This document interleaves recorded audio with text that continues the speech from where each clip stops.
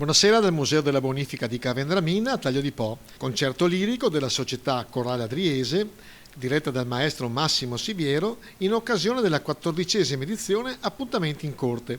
organizzata da Banca Adria Colle Euganei e inserito nella settimana della sostenibilità del Delta del Po, Po Delta SWIC, che vede appunto il Museo regionale della Bonifica di Cavendramin protagonista. Banca Adria Colle Euganei, Banca del Territorio, Presidente, quanto è importante che voi siate presenti e che organizziate queste manifestazioni. Questo è il primo degli appuntamenti in corte, una serie importante